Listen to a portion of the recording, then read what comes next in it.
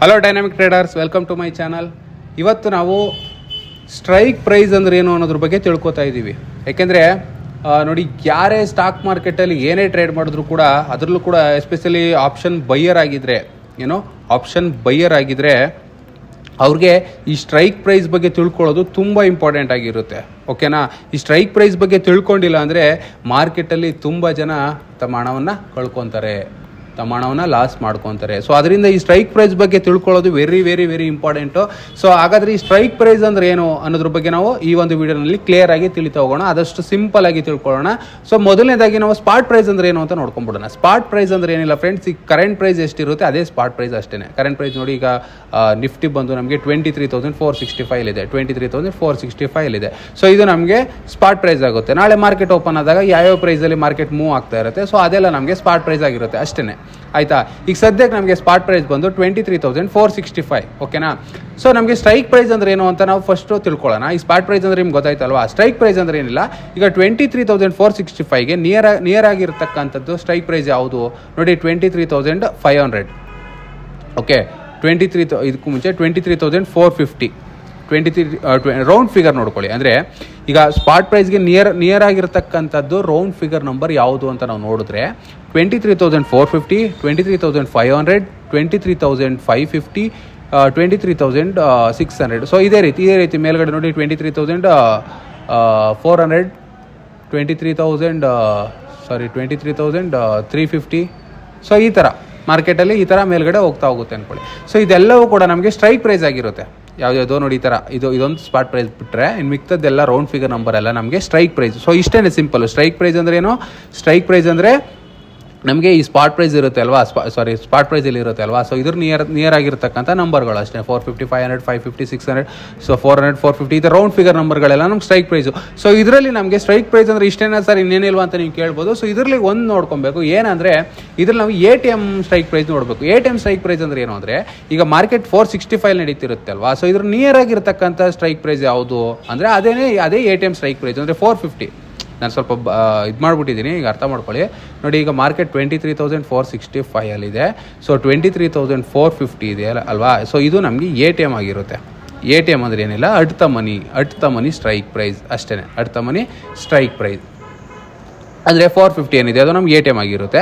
So ಅದೇ ರೀತಿ ನೋಡಿ 23,400 ಆಯಿತಾ, 23,350, 23,300. ಸೊ ಇದೆಲ್ಲ ನಮಗೆ ITMಗಳಾಗಿರುತ್ತೆ. ಸರ್ ಏನಿದು ITM ಅಂತ ನೀವು ಕೇಳು. ITM ಅಂದರೆ ಇನ್ ದ ಮನಿ.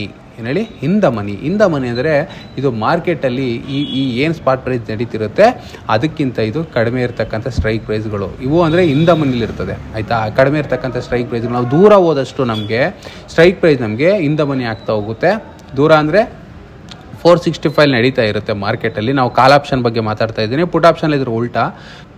ಏನಿದು ಇನ್ ದ ಮನಿ ಅಂದರೆ 23,400 ಮೇಲೆ ಹೋಗುತ್ತೆ ಮಾರ್ಕೆಟ್ ಅಂತ. ಸೊ ಆಲ್ರೆಡಿ 465 ನಡೀತಾ ಇದೆ.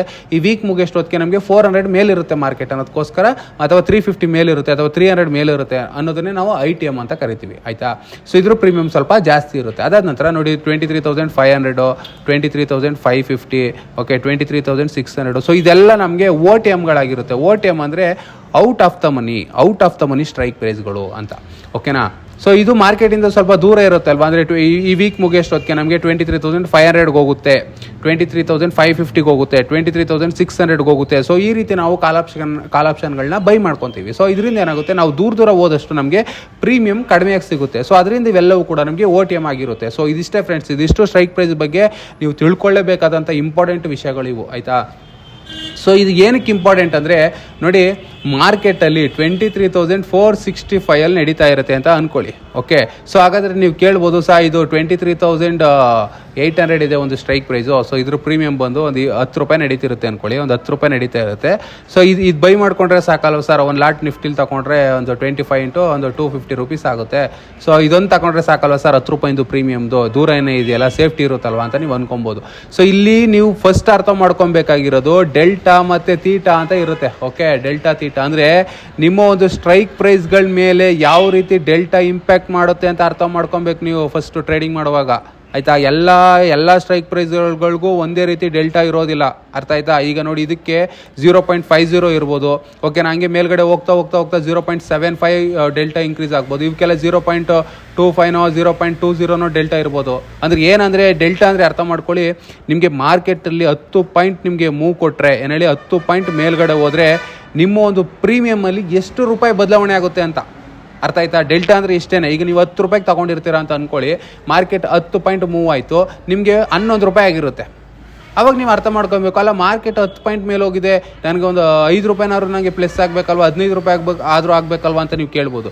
ಸೊ ಇಲ್ಲಿ ಡೆಲ್ಟಾ ಅನ್ನೋದು, ನಾನು ಅದಕ್ಕೆ ಹೇಳಿದ್ದು, ಡೆಲ್ಟಾ ಅನ್ನೋದು ಇದ್ರಲ್ಲೂ ಮ್ಯಾಟ್ರ್ ಆಗುತ್ತೆ. ಡೆಲ್ಟಾ ಅನ್ನೋದು ನಿಮಗೆ ದೂರ ನೀವು ಸ್ಟ್ರೈಕ್ ಪ್ರೈಸ್ ಹೋದಷ್ಟು ಡೆಲ್ಟಾ ನಿಮ್ಗೆ ಕಡಿಮೆ ಆಗ್ತಾ ಹೋಗುತ್ತೆ. ಡೆಲ್ಟಾ ಕಡಿಮೆ ಆದಷ್ಟು ನಿಮಗೆ ಪ್ರೀಮಿಯಮ್ ಮೇಲೆ ನಿಮಗೆ ಅಷ್ಟು ಇಂಪ್ಯಾಕ್ಟ್ ಮಾಡೋದಿಲ್ಲ. ನೀವು ATM ಬೈ ಮಾಡ್ತೀರಾ ಅಂದ್ಕೊಳ್ಳಿ, ಇನ್ ಕೇಸ್ ಫಾರ್ ಎಕ್ಸಾಂಪಲ್ ಹೇಳ್ತೀರಿ, ATM ಬೈ ಮಾಡಿದಾಗ ನೀವು ಆಗೇನು ಮಾಡ್ತೀರಾ, ಅವು ಮಾರ್ಕೆಟಲ್ಲಿ 10 ಪಾಯಿಂಟ್ ಸೇಮ್ ಅದೇ ರೀತಿ 10 ಪಾಯಿಂಟ್ ಮೇಲೋಯ್ತು ಅಂತ ಅಂದ್ಕೊಳ್ಳಿ. ಸೊ ಆವಾಗ ನೀವು ಇಲ್ಲಿ ಏನೋ ಒಂದು 80 ರೂಪಾಯಿಗೆ ತೊಗೊಂಡಿರ್ತೀರಾ ಪ್ರೀಮಿಯಮ್ದು ಅಂದ್ಕೊಳ್ಳಿ, 80 ರೂಪಾಯಿಗೆ ಬೈ ಮಾಡ್ಕೊಂಡಿರ್ತೀರಾ. ಸೊ ನಿಮಗೆ ಒಂದು 10 ಪಾಯಿಂಟ್ ಮೇಲೆ ಹೋದಾಗ ಅದು 85 ರೂಪಾಯಿನೋ 86 ರೂಪಾಯಿನೋ ಆಗುತ್ತೆ ಅಂದ್ಕೊಳ್ಳಿ, ಓಕೆನಾ. ಸೊ ಅಲ್ಲಿಗೆ ಸೇಮ್ ಇಲ್ಲೂ 10 ಪಾಯಿಂಟೇಜ್ ಆಗಿದ್ದು, ಇಲ್ಲೂ 10 ಪಾಯಿಂಟ್ ಆಗಿದ್ದು, ಬಟ್ ಇಲ್ಲಿ 1 ರೂಪಾಯಿ ಜಂಪ್ ಆಯಿತು, ನಿಮ್ಗೆ ಇಲ್ಲಿ 5 ರಿಂದ 6 ರೂಪಾಯಿ ನಿಮಗೆ ಪ್ರೀಮಿಯಮ್ ಜಾಸ್ತಿ ಆಯಿತು. ಏನಕ್ಕೆ ಅಂದರೆ ಇದರಲ್ಲಿ ಡೆಲ್ಟಾ ಬಂದು 0.50 ಇರುತ್ತೆ ಅಂತ ಅಂದ್ಕೊಳ್ಳಿ, ಓಕೆನಾ.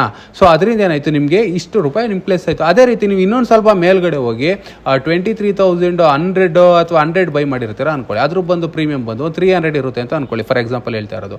ಸೊ ಇವಾಗ ನಿಮಗೆ ಮಾರ್ಕೆಟಲ್ಲಿ ಏನಾಯಿತು, ಅದೇ ಸೇಮ್ ಸಿನಾರಿಯೋ 10 ಪಾಯಿಂಟ್ ಇನ್ಕ್ರೀಸ್ ಆದಾಗ ನಿಮ್ಮ ಒಂದು 300 ರೂಪಾಯಿ ಏನಿರುತ್ತೆ ಅದು 308 ರೂಪಾಯಿ ಆಯಿತು ಅಂತ ಅಂದ್ಕೊಳ್ಳಿ, 8 ರಿಂದ 9 ರೂಪಾಯಿ ಆಯಿತು. ಸೊ ಏನಕ್ಕೆ ಅಂದರೆ ನಿಮಗೆ ಇಲ್ಲಿ ನೀವು ಇಂದ ಮನಿ ಹೋದಷ್ಟು ಅಲ್ಲಿ ಡೆಲ್ಟಾ ಜಾಸ್ತಿ ಇರುತ್ತೆ. ಇಲ್ಲಿ ಮಾರ್ಕೆಟು ಬೇಗ ಎಷ್ಟು ಫ್ಲಕ್ಚುಯೇಷನ್ ಆಗುತ್ತೆ ಅಷ್ಟು ನಿಮ್ಮ ಒಂದು ಪ್ರೀಮಿಯಮಲ್ಲಿ ಏರಿಳಿತ ಇರುತ್ತೆ. ಇನ್ ಕೇಸ್ ನೀವು ಸ್ಟ್ರೈಕ್ ಪ್ರೈಸನ್ನು ಚೂಸ್ ಮಾಡಿದ್ರೆ, ಸೊ ಅಲ್ಲಿ ಆ ಒಂದು ಪ್ರೀಮಿಯಮ್ ನಿಮಗೆ ಬರೋಷ್ಟೊತ್ತಿಗೆ ನಿಮ್ಮ ಮಾರ್ಕೆಟ್ ಏನಾಗುತ್ತೆ, ಎಕ್ಸ್ಪೈರಿ ಡೇಗೆ ಬಂದು ನಿಮ್ಮ ಒಂದು ಪ್ರೀಮಿಯಮ್ 0 ಆಗೋ ಚಾನ್ಸಸ್ ಜಾಸ್ತಿ ಇರುತ್ತೆ. ಸೊ ಅದರಿಂದ ಅರ್ಥ ಮಾಡ್ಕೊಳ್ಳಿ ಫ್ರೆಂಡ್ಸ್, ನೀವು ಸ್ಟ್ರೈಕ್ ಪ್ರೈಸ್ ಚೂಸ್ ಮಾಡೋದು ವೆರಿ ವೆರಿ ವೆರಿ ಇಂಪಾರ್ಟೆಂಟ್. ಆದಷ್ಟು ನೀವು ಮಾರ್ಕೆಟಲ್ಲಿ ಸ್ಟ್ರೈಕ್ ಪ್ರೈಸ್ ಅಂದರೆ ಏನು, ಡೆಲ್ಟಾ ಅಂದರೆ ಏನು, ತೀಟಾ ಅಂದರೆ ಏನು, ಗಾಮಾ ಅಂದರೆ ಏನು, ಸೊ ಇದ್ರ ಬಗ್ಗೆ ಸ್ವಲ್ಪ ತಿಳ್ಕೊಳ್ಳಿ. ಸೊ ಅದಾದ ನಂತರ ನೀವು ಸ್ಟ್ರೈಕ್ ಪ್ರೈಸ್ಗಳನ್ನ ಯಾವ ರೀತಿ ಚೂಸ್ ಮಾಡಬೇಕು, ಮಾರ್ಕೆಟ್ ಸಿಚುವೇಶನ್ ಮೇಲೆ ನೀವು ಸ್ಟ್ರೈಕ್ ಪ್ರೈಸ್ಗಳನ್ನ ಚೇಂಜ್ ಮಾಡಬೇಕಾಗುತ್ತೆ. ಸೊ ಇದನ್ನು ನೀವು ಅರ್ಥ ಮಾಡ್ಕೊಂಡು ನೀವು ಟ್ರೇಡ್ ಮಾಡೋದು ತುಂಬ ಇಂಪಾರ್ಟೆಂಟ್ ಆಗಿರುತ್ತೆ. ನೋಡಿ, ನಮ್ಮ ಒಂದು ಸಾಫ್ಟ್ವೇರ್ನಲ್ಲಿ ನಮಗೆ ಯಾವುದೇ ತಲೆನೋವು ಕೂಡ ಇಲ್ಲ. ಯಾಕೆ ಗೊತ್ತಾ, ನೋಡಿ ತೋರಿಸ್ತೀನಿ ನಿಮಗೆ. ನಾನು ಯೂಸ್ ಮಾಡೋದು ಬಂದು ಡೈನಾಮಿಕ್ ಲೈವ್ ಸಾಫ್ಟ್ವೇರ್ನ. ಓಕೆ, ಒಂದು ನಿಮಿಷ.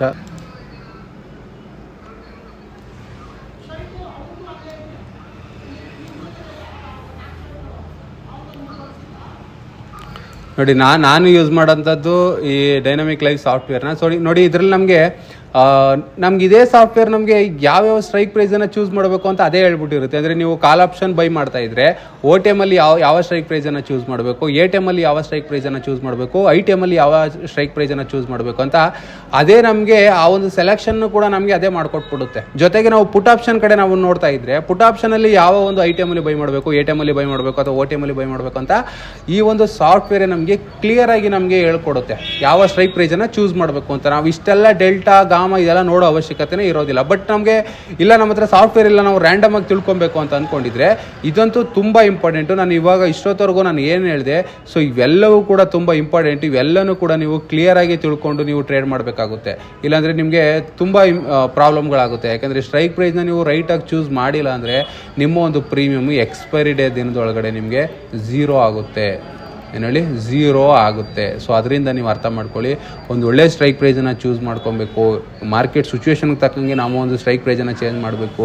ಸೊ ಅವಾಗ ನಾವು ಅರ್ಥ ಮಾಡ್ಕೊಂಡು ನಾವು ಟ್ರೇಡ್ ಮಾಡಬೇಕಾಗಿರುತ್ತೆ. ಏನೋ ಒಂದು ಟ್ರೇಡ್ ಮಾಡಬೇಕು, ಏನೋ ಒಂದು ಬೈ ಮಾಡಬೇಕು, ಸೆಲ್ ಮಾಡಬೇಕು ಅಂದ್ಕೊಂಡು ನೀವು ಆಪ್ಷನ್ ಬೈಯಿಂಗ್ ಮಾಡೋಕ್ಕೂ ಅಂದರೆ ಖಂಡಿತವಾಗಲೂ ಕೂಡ ಅದರಲ್ಲಿ ಒಂದು ಲಾಸ್ ಅಂತೂ 100% ಲಾಸ್ ಆಗುತ್ತೆ. ಸೊ ಅದನ್ನು ಅರ್ಥ ಮಾಡ್ಕೊಂಡು ನೀವು ಈಗಲೇ ಸ್ಟ್ರೈಕ್ ಪ್ರೈಸ್ ಅಂದರೆ ಏನು, ಸ್ಪಾಟ್ ಪ್ರೈಸ್ ಅಂದರೆ ಏನು, ಸ್ಟ್ರೈಕ್ ಪ್ರೈಸನ್ನು ಯಾವ ರೀತಿ ಚೂಸ್ ಮಾಡೋದು ಅನ್ನೋದ್ರ ಬಗ್ಗೆ ಕ್ಲಿಯರಾಗಿ ತಿಳ್ಕೊಳ್ಳಿ.